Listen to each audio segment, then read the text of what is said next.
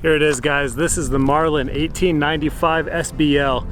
If you guys have been following my channel for a while now, I bought this probably about 2 years ago. Obviously, it's still in my collection because this is probably one of the top guns in my collection. It thumps hard. It's a 45-70. It's a massive round, a massive 405 grain round that I've been shooting out of these. It's just such a pretty gun, and it's got some power.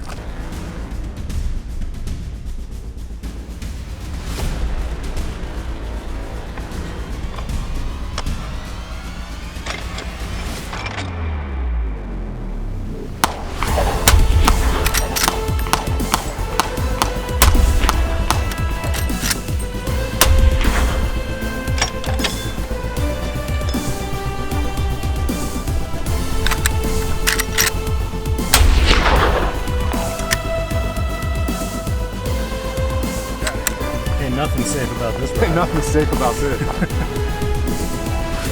Oh, Bertha! Woo!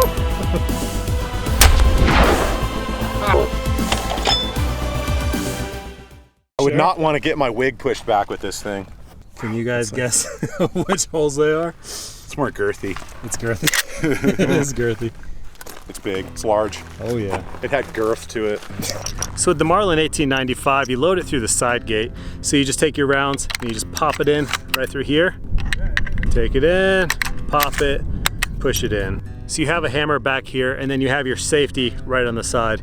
So you could push in when your hammer's cocked. It's not chambered, but cocked.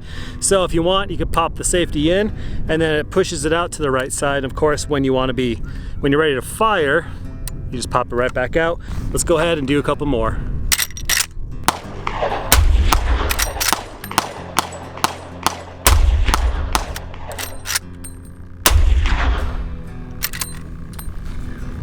Hello? Oops, hold on. Hi. Hey. Hold on, did I call you with my pocket? Oh, I don't know. It's FaceTiming. Hi.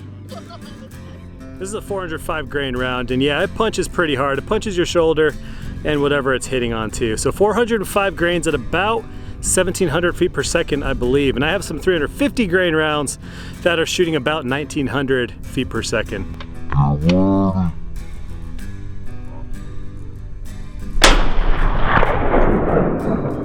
So if you guys haven't realized in the past, I'm a big sucker for Hollywood guns. Something about guns used in movies just is awesome. Same thing with video games too. Guns, video games, movies just interest me. So this one is from two movies that I know of. It might be in more, but those two movies are Jurassic World and Wind River. Of course, they make this gun just look so good. Wind River, super gritty movie, but I really like it a lot. Anyways, enough talking about this. Let's just shoot it a little bit more and then I guess we'll talk after. So this is a 350 grain round and it's going about 1,900 feet per second, which is fast. It's really fast. I guess I like punishment. Oh man, these things punch so hard, it's just insane. That's a big fat bullet moving very, very fast.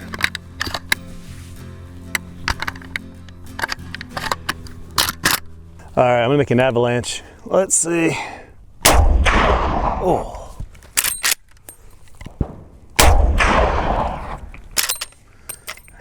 Yeah, man, this thing definitely leaves some bruising.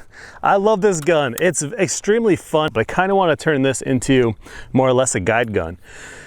Basically like how it looks like in Wind River and Jurassic World, because again, I'm a sucker for Hollywood movies. I have fired hundreds of rounds with this thing and over the couple years that I've owned it, and it's been actually very reliable. So I will tell you though, there is one issue that I have with this, and I want to send it into a gunsmith to check it out. So right here on the handguard right here, if you pull it forward, you get a wiggle right here, and there's no way for me to really tighten that. So when I pulled this off right here, for some reason I tried to tighten it, it didn't work out.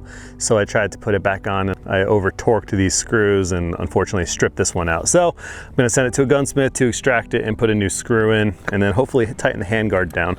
So the only complaint I really have about this is the loose handguard on this gun. Doesn't necessarily mean that it's actually loose per se, but rather it's just, there's like a little fitment issue, and sometimes it kind of hurts to shoot, but I can get over that part. So I have a steel target about 70 yards away right now.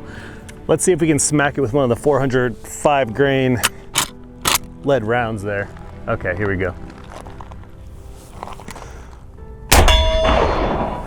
Ooh, that punches it hard.